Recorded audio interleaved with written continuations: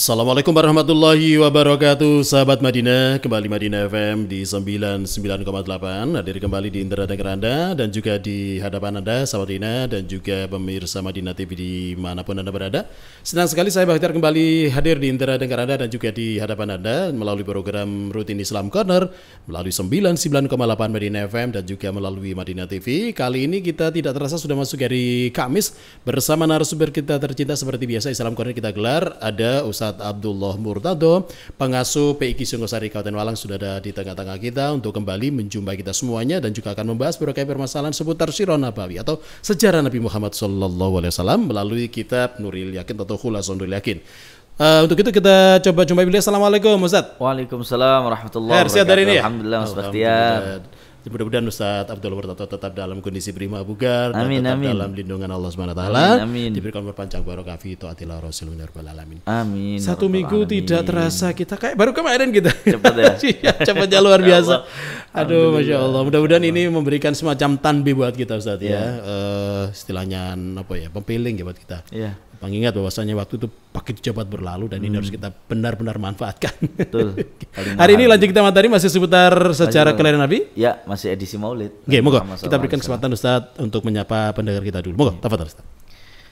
Assalamualaikum warahmatullahi wabarakatuh. Waalaikumsalam warahmatullahi. Sahabat Madinah dimanapun Anda semua berada, juga para pemirsa Madinah TV dimanapun panjenengan berada dalam segala aktivitasnya. Kita bersyukur sekali kepada Allah Subhanahu wa taala, kita diberikan senantiasa istiqomah dan kita diberikan oleh Allah Subhanahu wa taala senantiasa taufik dan hidayahnya. Mudah-mudahan kita terus ditambahkan manfaat dan keberkahan oleh Allah Subhanahu wa taala. Amin ya rabbal alamin.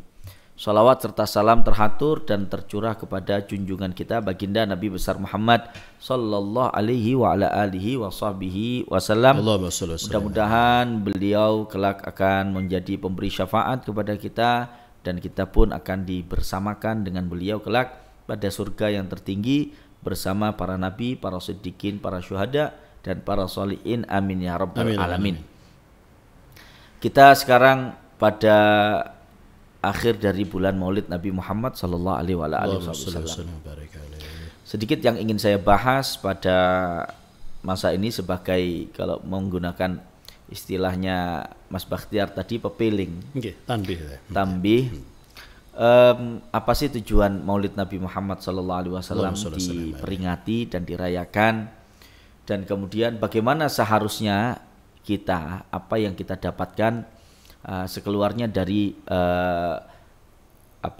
sukacita peringatan menyambut bulan Maulid Nabi Muhammad sallallahu alaihi wasallam.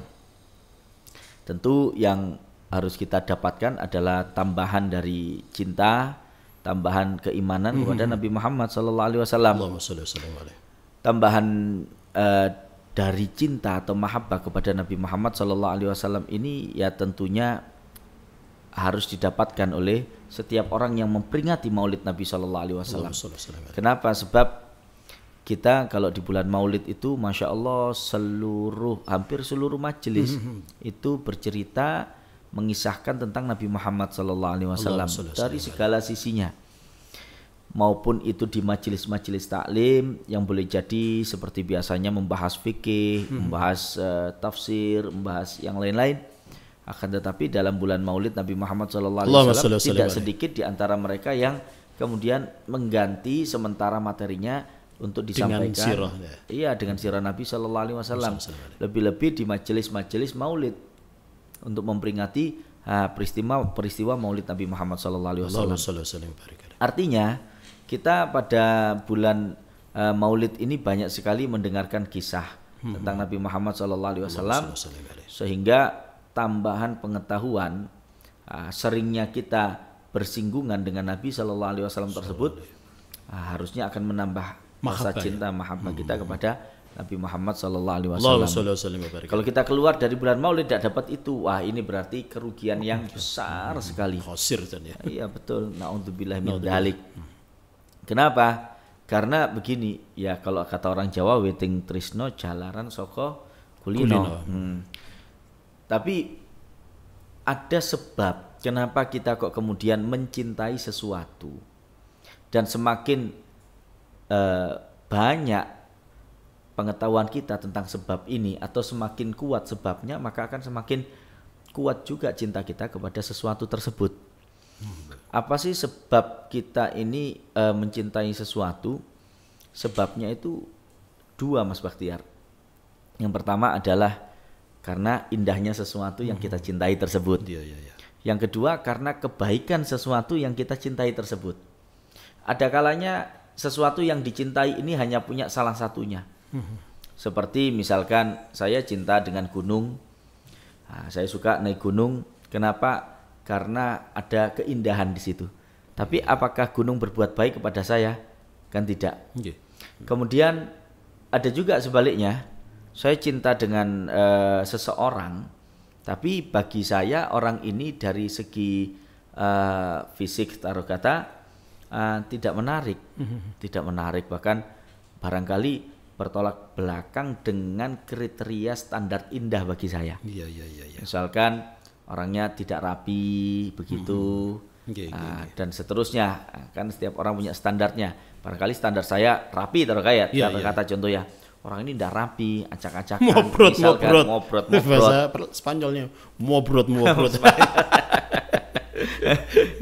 Lalu kemudian, tapi orang ini baik sekali kepada saya, baik sekali. Setiap saya ini ada kesulitan, dia kok peka, kemudian membantu saya, minimal menemani saya dan seterusnya. Begitu ya. Nyaman lah istilahnya sudah. Ya, buat kita nyaman, baik karena baik kepada saya.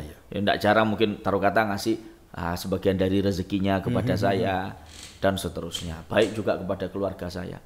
Nah, itu akan membuat saya cinta kepada dia, ya kan? Nah, misalnya contoh, saya guru punya murid santri, wis modelnya ngobrot, dilihat kayak ndak bukan kriteria good looking bagi saya, juga tidak indah ya. Tapi baiknya kepada saya, khidmahnya dan lain sebagainya misalkan membuat saya cinta, terkata begitu. Padahal secara casing saja budak belenek lah dulu. Tapi begitu dirasakan. Ya. Dari sisi apa? Cinta dari sisi baiknya itu kan. Jadi ada indah, ada baik. Nah, sekarang coba kita kembali kepada konteks Nabi Muhammad SAW. Nabi Muhammad terkumpul dua-duanya, indah dan baik. Bahkan dari jajaran level yang paling top keindahannya, yang paling maksimal kebaikannya. Geduk lah istilahnya. Ya. Lah, setiap orang masuk bulan Maulid diceritakan tentang keindahan Nabi Muhammad. Masuk bulan Maulid diceritakan tentang kebaikan Nabi Muhammad kepada anehnya dirinya. Kok enggak bosen itu Ustaz ya? Enggak bosen ya pasti, karena memang enggak ada ujungnya. Tidak ada ujungnya tentang Nabi Muhammad sallallahu alaihi wasallam. Ya, katanya Sayyidina Uwais Al-Qarni, ma'arafah haqiqata Rasulillah sallallahu alaihi wasallam illallah. Tidak ada yang tahu hakikat Rasulullah sallallahu alaihi wasallam kecuali hanya Allah Subhanahu wa taala. Katanya Sayyidina Uwais Al-Qarni. Sayyidina Uwais Al-Qarni ditanya sama orang-orang di sekitarnya, wala Abu Bakar. Sayyidina Abu Bakar juga tidak tahu hakikat Rasulullah. Dijawab wala Abu Bakar. Abu Bakar pun juga tidak tahu hakikat Rasulullah sallallahu alaihi wasallam. Ditanya lagi, wala Umar. Wala Umar. Umar juga tidak tahu hakikat Rasulullah sallallahu alaihi wasallam. Dijawab wala Umar. Umar juga tidak tahu hakikat Rasulullah sallallahu alaihi wasallam. Ma'arafa haqiqata Rasulillah sallallahu alaihi wasallam illa khaliquh, kata Sayyidina Uwais Al-Qarni. Tidak ada yang tahu hakikat Rasulillah kecuali hanya penciptanya, yaitu Allah Subhanahu wa taala. Makanya katanya Sayyidina Al-Imam Muhammad Al-Busiri, fa inna fadla Rasulillah laisa lahu haddun fayuribu anhu natikun bifami. Sesungguhnya fadl, keutamaan Rasulullah sallallahu alaihi wasallam ini laisa lahu haddun, tidak memiliki batas. Sehingga kalau memiliki batas, maka dia bisa diungkapkan oleh lisan, bisa diterjemahkan oleh para penyair di dalam pujiannya atau para penulis di dalam kitab-kitab sirahnya. Akan tetapi Rasulullah SAW tidak punya batas. Ya, makanya tidak pernah bosan ketika kita ini bercerita tentang Rasulullah SAW. Nah, sekarang kembali, ketika seseorang itu tahu indahnya Rasulullah SAW itu yang paling tinggi, tidak ada yang menyamainya. Ya, sampai testimoninya sahabat Hasan bin Thabit radhiyallahu taala anhu wa arda, beliau mengatakan, yang juga sering kita dengar dimasukkan di dalam qasidah Qamarun itu, ya, apa katanya Sayyidina Hasan bin Thabit, wa ajmalu minka lam taraqatu aini. Sahabat loh ini, penyairnya Rasulullah sallallahu alaihi wasallam yang melihat Rasulullah sallallahu alaihi wasallam, beliau mengatakan, yang lebih indah dari engkau wahai baginda, lam taraqatu aini, tidak pernah terlihat oleh mata sama sekali. Wa ahsanu minka lam talidin nisa'u, dan yang lebih bagus daripada engkau tidak pernah terlahirkan oleh wanita manapun. Katakan begitu. Katakan, khuliqta mubarra'an an kulli aibin. Engkau ini wahai baginda tercipta tanpa ada cacat sama sekali, bersih, sempurna. Ka'annaka khuliqta kama tasya'u. Seolah-olah engkau ini tercipta sesuai dengan apa yang engkau kehendaki. Seperti Anda ini wahai baginda Rasulullah sallallahu alaihi wasallam memesan kepada Allah Subhanahu wa taala, Anda ini ingin diciptakan seperti apa fisiknya. Nah, ini keindahan Nabi Muhammad sallallahu alaihi wasallam. Kalau Nabi Yusuf ala nabiyina alaihi salatu wasallam itu tampannya masyhur sampai ila yaumil qiyamah, orang-orang itu kalau hamil pasti membaca surat Yusuf ketika nuju bulani, orang Jawa kata ningkepi, tingkepan. Iya. Itu kan cuma 25% ya? Iya, itu cuma 50%-nya saja. 25. 50% dari seluruh 50% dari seluruh keindahan yang ada di dunia ini, 50% diberikan kepada Nabi Yusuf. Yang 100% untuk Nabi Muhammad sallallahu alaihi wasallam. Jadi Nabi Muhammad 2 kali lipatnya Nabi Yusuf ala nabiyina alaihi salatu wassalam, ketampanannya, keindahannya. Nah, itu jelas. Maka tidak mungkin seseorang yang mengetahui paras rupa Kanjeng Nabi Muhammad, baik pun itu dengan cara melihat maupun dengan cara membaca, dan bisa tenggelam di dalam bacaannya itu tentang paras rupa Nabi Muhammad SAW, yang biasanya dalam satu kitab sirah itu ada sub lagi pembahasan tentang hal ihwal Nabi Muhammad, itu namanya syama'il.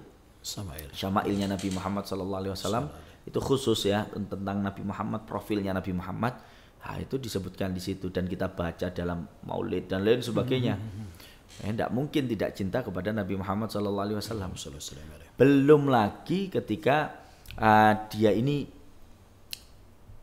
mendengarkan kisah-kisah tentang kebaikan Nabi Muhammad sallallahu alaihi wasallam untuk kita umatnya ila yaumil qiyamah.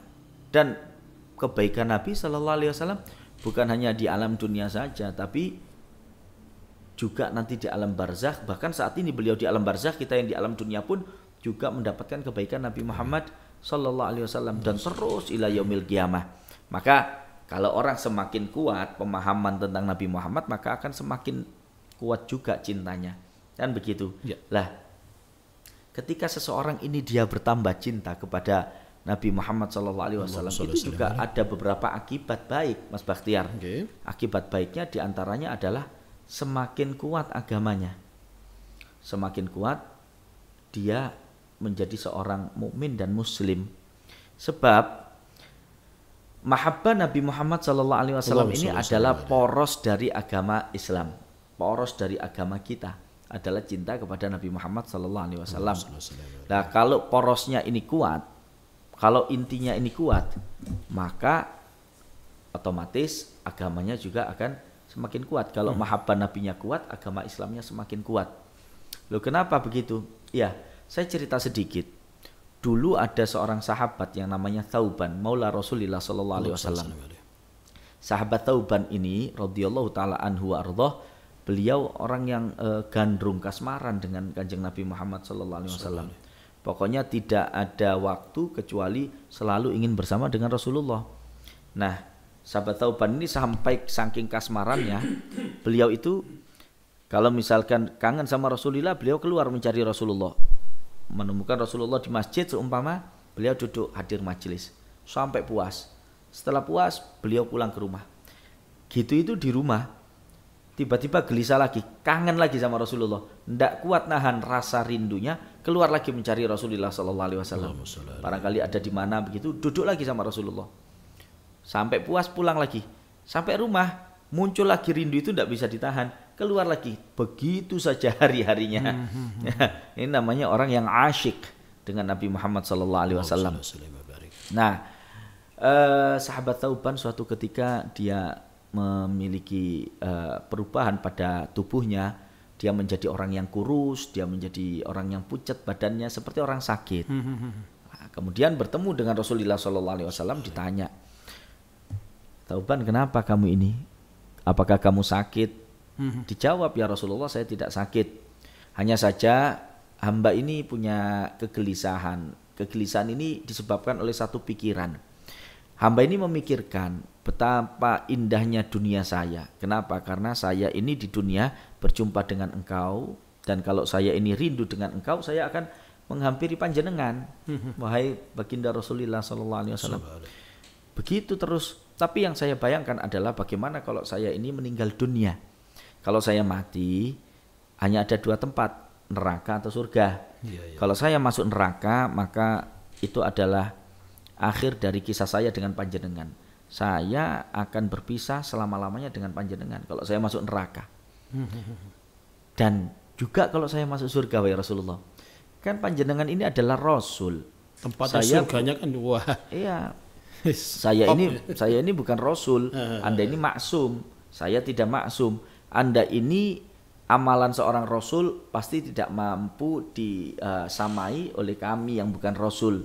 Maka surga Anda tentu surga yang bersama dengan para Rasul dan Nabi yang lain. Adapun kami di bawah panjenengan. Nah, kan sama tahu bahwasannya surga itu kalau misalkan kita dapat di bawah, kita tidak bisa naik ke atas. Tidak bisa naik ke atas. Kita dapat surga yang keempat, ya tidak bisa naik ke yang 5 atau yang ke-6 atau yang ke-7 gitu. Akhirnya dia berpikir, kalau begitu, biar bagaimanapun saya mati itu ya, suatu hal yang saya khawatirkan, karena Pak, saya ada potensi pisah dengan panjenengan, wahai Kanjeng Nabi. Enak saya hidup ini bisa ketemu, tapi problemnya adalah hidup itu kan tidak selamanya. Nah, kalau saya mati terus bagaimana Kanjeng Nabi kalau kangen sama panjenengan, tidak bisa ketemu sama panjenengan. Rasul SAW tidak bisa menjawab. Kan jarang ya Nabi Muhammad tidak bisa jawab. Tidak bisa jawab. Akhirnya dijawab oleh Allah Subhanahu wa taala, turunlah malaikat Jibril membawa wahyu yang berbunyi, wa may yuti'illaha war rasula fa ulaika ma'al ladzina anamallahu alaihim minan nabiyyina wasiddiqina wasyuhada'i wassalihin. Kan begitu kan? Nah, intinya adalah ayat ini, orang yang taat kepada Allah dan Rasul maka mereka akan dibersamakan dengan orang-orang yang Allah beri nikmat dari kalangan para nabi, para siddiq, para syuhada, para sholihin. Cuman stressing saya di sini, saya ingin menjelaskan bahwasannya mahabbah kepada nabi adalah poros daripada agama. Di dalam ayat tadi coba kita lihat ada stressingnya pada kata-kata alladzina an'amallahu alaihim. Alladzina an'amallahu alaihim ini adalah tafsiran dari siratal ladzina an'amta alaihim. Lah siratal ladzina an'amta alaihim ini adalah tafsiran dari as-siratal mustaqim. Dan kita sama tahu di dalam sholat 5 waktu kita wajib membaca suratul Fatihah. Ya. Kalau tidak baca suratul Fatihah sholatnya Nggak sah tidak sah. sholat kita. Ya kan begitu. Dan di dalam suratul Fatihah dan as-sholatu imaduddin. Sholat itu adalah tiang agama. Kalau tidak ada sholat maka tiang agamanya roboh. Begitu toh? Ya. Di dalam sholat harus baca suratul Fatihah. Di dalam suratul Fatihah satu-satunya permintaan ada pada redaksi ihdinas siratal mustaqim. Tunjukkanlah kepada kami jalan yang lurus. Begitu terjemahannya. Tapi apakah jalan yang lurus itu? Jalan yang lurus adalah siratal ladzina an'amta alaihim. La alladzina an'amta alaihim ini siapa? Ayat yang turun pada masalah tauban tadi, dan masalah tauban sababun nuzulnya adalah cinta kepada Nabi Muhammad SAW. Oleh karenanya cinta kepada Nabi Muhammad SAW adalah poros daripada agama ini. Semakin tambah cintanya maka akan semakin kuat keimanan dan keislamannya. Dan buah daripada Maulid Nabi SAW adalah dia tambah cinta kepada Rasulullah SAW. Dan dia juga menjadi seorang mukmin yang keimanannya tambah kuat dan seorang muslim yang keislamannya juga tambah kuat.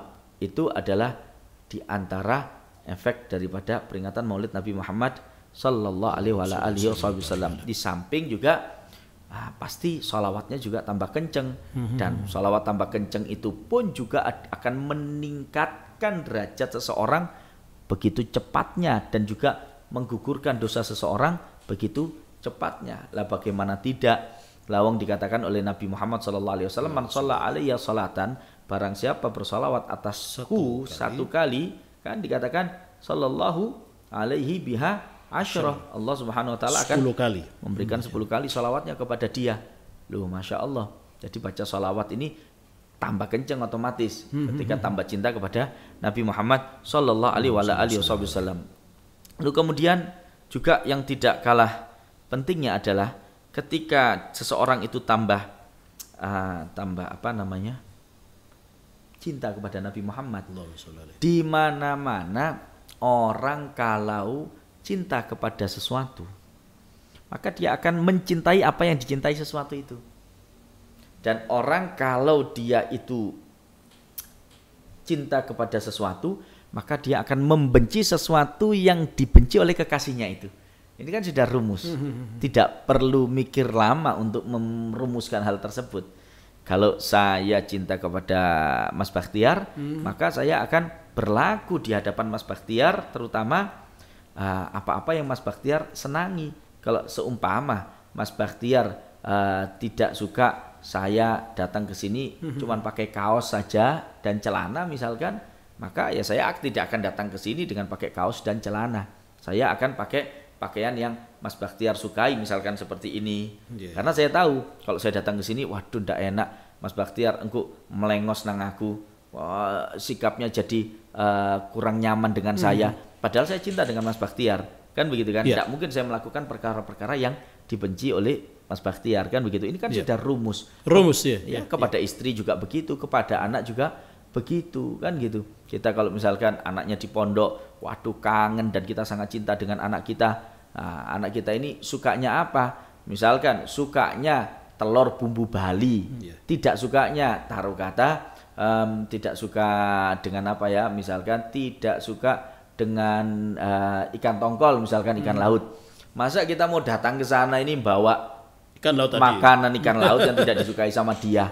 Kan tidak mungkin kan? Pasti kita akan juga berusaha untuk mengedepankan apa-apa yang dia sukai, dan kita akan menjauhkan diri dari apa-apa yang tidak dia sukai, yang dia benci. Maka buah daripada cinta kepada Nabi Muhammad sallallahu alaihi wasallam adalah kuatnya juga kita ittiba, meneladani Nabi Muhammad sallallahu alaihi wasallam. Apa yang beliau lakukan, apa yang beliau cintai kita lakukan. Apa yang tidak beliau sukai tidak kita lakukan. Dan ini dengan sendirinya, ini kan suatu rohnya ya, suatu spirit, semangatnya itu dapat dengan cinta kepada Nabi Muhammad sallallahu alaihi wasallam. Dan lalu kemudian otomatis dengan hal-hal tersebut dia akan relate dengan Rasulullah Shallallahu Alaihi Wasallam. Dia akan terhubung dengan Nabi Muhammad Shallallahu Alaihi Wasallam. Dan kuatnya hubungan dengan Nabi Muhammad Shallallahu Alaihi Wasallam ini itu adalah suatu kemuliaan, Mas Bakhtiar. Segala kemuliaan itu ada karena hubungan dengan Nabi Muhammad Shallallahu Alaihi Wasallam. Contoh, para Nabi Shallallahu Alaihi Wasallam. Dari sisi apa ya, yang paling gampang kelihatan mulianya para nabi itu ditampakkan oleh Allah Subhanahu Wa Taala sebagai bukti ini adalah nabiku, ini adalah rasulku, ini adalah orang yang aku muliakan. Allah memberikan ta'yid, ya, memberikan bantuan dengan mukjizat kepada para nabi dan rasul tersebut untuk ditampilkan ke hadapan umat mereka, sehingga umat mereka itu tunduk dan memuliakan nabi tersebut, kan begitu kan? Loh, seluruh mukjizat para nabi itu bersambung dengan Nabi Muhammad Sallallahu Alaihi Wasallam, relate. Ya, makanya dikatakan oleh Imam Al-Busiri, wa kullu ayyin atar rusulul kiramu biha fa inna matta salat min nurihi bihimi. Wa kullu ayyin, dan setiap mukjizat atar rusul kiramu biha yang dibawa oleh para rasul yang mulia, fa inna maka semata-mata hanyalah hal tersebut ittasalat, bersambung min nurihi, dengan cahaya Nabi Muhammad Sallallahu Alaihi Wasallam, bihimi, terhadap mereka para nabi dan rasul tersebut. Jadi kemuliaan itu adalah ketika kita tersambung, relate dengan Nabi Muhammad SAW. Ada satu kisah, Mas Bakhtiar, yang kisah ini dialami oleh sahabat, tapi kebanggaannya diwarisi oleh anaknya. Ya, di perang Uhud itu ada satu sahabat namanya sahabat Qatadah bin Nu'man. Sahabat Qatadah bin Nu'man ini terkenal, yang mana suatu ketika dia dalam perang Uhud wajahnya kena tebasan pedang musuh, sehingga bola matanya ini keluar. Masya Allah. Nah, bola matanya keluar, lalu dibawa kepada Nabi Muhammad SAW. Oleh Nabi Muhammad, bola matanya dipegang, kemudian dimasukkan lagi pada tempatnya, terus diludahi oleh Nabi Muhammad SAW. Diludahi oleh Nabi. Nah, diludahi oleh Nabi, sembuh. Saat itu juga, bahkan lebih bagus daripada mata yang sebelahnya. Mata yang sebelahnya. Tapi toko asline ya. Iya. Masya Allah ya. Yang sebelahnya ini kalau kena sakit mata, maka mata yang pernah disentuh Nabi tadi tidak kena sakit mata. Iya, Karim. Sampai seperti itu. Nah, bangganya Sayyidina Qatadah dengan hal tersebut tidak hanya berlaku untuk si Qatadah, tapi anaknya juga. Suatu saat Qatadah ini punya anak, yang anaknya ini hidup pada era Sayyidina Umar bin Abdul Aziz. Anaknya Sayyidina Umar bin Khattab ya? Iya, cucunya Sayyidina Umar bin Khattab. Nah, Sayyidina Umar bin Abdul Aziz ini suatu ketika punya kumpulan dengan apa namanya, para ulama besar. Para ulama besar, ulama khos. Barangkali kalau misalkan di kita para syuriah di apa namanya skala nasional, di PBNU misalkan, kalau organisasi NU ya, para syuriahnya ulama-ulama besar. Nah, keturunannya Qatadah ini yang hidup pada era Sayyidina Umar bin Abdul Aziz ini masih kecil. Suatu ketika masuk ke dalam majelisnya para ulama tersebut, dan Khalifah Umar bin Abdul Aziz ada di situ. Ya otomatis, ya kalau misalkan model kita begini datang kepada acara besar para ulama yang ada di seluruh nasional, ulama-ulama apa namanya besar-besar, ulama-ulama sepuh misalkan taruh kata yang ada sekarang. Ya kira-kira kita masuk begitu kan pasti ditanya sama orang, minimal panitia, lu sinten jenengan nggih, kan gitu. Ini masuk sama Sayyidina Umar bin Abdul Aziz, ditanya siapa kamu, coba lihat jawabannya, bukan jawab saya adalah fulan atau saya adalah keturunannya Qatadah, tidak. Dia jawab pakai hubungan antara Qatadah dengan Rasulullah Sallallahu Alaihi Wasallam. Dia jawab begini, ana ibnul ladzi salat fil khaddi ainuhu farudda bika fil mustafa ahsanar raddi. Jawabannya begitu. Ana adalah ibnul ladzi salat fil khaddi ainuhu, anak yang orangnya pernah bola matanya keluar sampai pipi. Faruddat, lalu bola mata itu dikembalikan bika fil mustafa, dengan tangannya al mustafa ahsanar raddi, dengan sebaik-baik pengembalian. Gara-gara ucapan itu langsung anak ini langsung ditempatkan di majelis itu. Ya sudah di sini duduk. Dimuliakan karena apa? Ada relasi dengan Nabi Muhammad SAW, padahal bukan relasi langsung, tapi relasi yang dimiliki oleh ayahnya. dengan Nabi Muhammad SAW. Dan ini semua didapatkan dalam di dalam orang yang bertambah cintanya kepada Nabi Muhammad SAW. Cabangnya banyak Mas Bakhtiar dengan tambahnya cinta itu seperti yang saya jelaskan tadi. Nah ini Masya Allah, jadilah subhanallah faedah. Mudah-mudahan apa yang harus kita dapatkan di dalam bulan Maulid ini, sekeluarnya kita dari bulan Maulid, apakah begitu-begitu saja? Ya tidak. Tentu harus kita punya perubahan sikap. Ya, tentu kita punya tambahan mahabbah cinta kepada Nabi Muhammad. Cuman ketahuilah, mahabbah yang kita punya ini itu cabangnya apa saja? Banyak sekali seperti yang saya jelaskan tadi. Di antaranya adalah tambahan keimanan dan keislaman, kemudian istiqomah sholawat tambah kuat, kemudian hubungannya dengan Rasulullah SAW juga tambah hebat, dan juga ittiba atau peneladanannya dia kepada Nabi Muhammad juga semakin istimewa. Lah ini kurang lebih Mas Bakhtiar. Yang saya kembalikan pada Mas Bakhtiar. Alhamdulillah, demikian tadi sahabat Hidayah dan juga pemirsa, penjelasan luar biasa seputar hikmah dari bulan Maulid Nabi Muhammad SAW, dan juga bagaimana kita mencintai Nabi dan juga mengimplementasikan kita dalam kehidupan sehari-hari, tidak hanya sekedar mahabbah saja, tapi juga apa yang menjadi kebiasaan Rasul, ibadah Rasul ini. Kalau tidak minimal kita melaksanakannya, kendali pun kita tidak bisa secara maksimal. Ojo dibanding-banding ke awake dhewe Kanjeng Nabi. Aduh. Tapi yang jelas di hati ini hanya Kanjeng Nabi, kan kata Ustaz. Paling tidak kan tadi luar biasa. Gini Ustaz, ada sesuatu yang sangat menarik untuk kita cermati tadi, bahwasanya ketika Sauban yang merupakan luar biasanya mahabbahnya ke Rasul, kemudian mulazimnya ke Nabi gitu ya, sampai-sampai dia sampai kurus kerontang, pucat wajahnya hanya gara-gara kuweden. Lah iso jangan-jangan nanti ketika baginda meninggal atau si Sauban sin meninggal tidak bisa jumpa lagi. Apalagi surganya wis taruhlah masuk surga saja sudah ketemu, apalagi masuk neraka gitu ya. Tapi jelas terlepas dari itu semua, alhamdulillah semua sudah terjawab dengan hadirnya firman tadi Ustaz ya. Terus kemudian ada sesuatu yang mungkin bisa kita petik Ustaz, dan kita contoh dalam kehidupan kita sehari-hari. Oleh karena mahabbahnya si Sauban pada era itu dengan Nabi, bahwasanya saya pernah membaca dan juga pernah mendengarkan juga beberapa penceramah itu menjelaskan bahwasanya sosok Sauban ini, rumahnya Sauban dengan majelisnya baginda atau dengan baitnya Nabi atau rumahnya Nabi ini, perjalanan itu sekitar 2 jam Ustaz, perjalanan kaki.